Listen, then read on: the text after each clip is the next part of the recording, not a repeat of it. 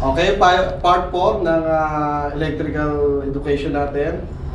So kung makikita nyo, meron akong hawak-hawak na isang electrical devices. Siguro hindi kayo familiar dito, pero actually malaki po ang gamit nito. So ang pangalan po nito ay screw light tester, kung saan po ma-i-indicate po natin pagka nilagay po natin yung tip ng screw light tester na to sa isang linya ng ating mga outlet, ma-i-indicate doon kung anong ilang voltahe yung nilalabas ng outlet po natin. So kung makikita nyo, meron ditong pinaka-hood, and then sa loob po meron po yung resistor o continuity, kaya po masusukat niya po ngayon yung specific voltage ng mga outlet. So kung paano po gamitin, ipapakita ko po sa inyo. Pupunta po tayo sa outlet, Brad. Ayan. So nandito po ulit tayo sa T-room.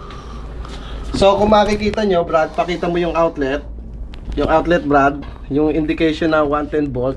Lapit-lapit mo lang konti, Brad. Ayan. Kung makikita po ninyo, 110 volt po yung outlet. So ibig sabihin po, isang hot wire lang po ang dapat po ay may linya dyan. And then the other line, nasa neutral po dapat yan.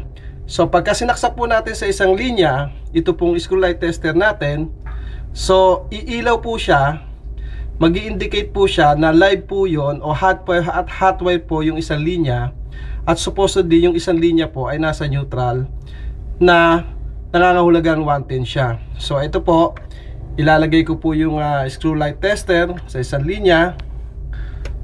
So kung makikita nyo po, wala po siyang ilaw, yung po isang linya, hindi po nag-i-indicate yung po kanyang LED light. At pag nilagay ko po sa isang linya, makikita nyo po, umiilaw po. Ayan po, pinatay namin yung ilaw. Makikita nyo po na umiilaw po yung isang linya. So nangangahulugan po na ang output po ng outlet na ito ay 110 volt o isang hot wire lang po ang gumagana.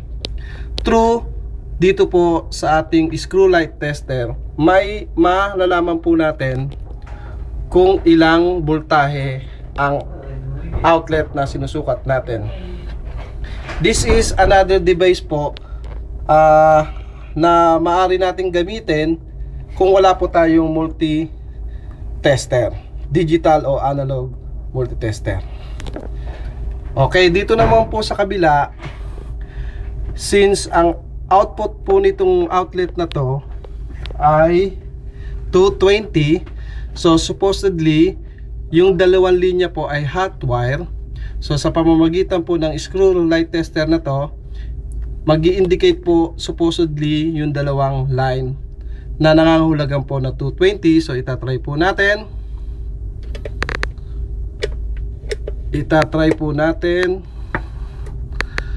Kung iilaw po siya. I-on po muna natin.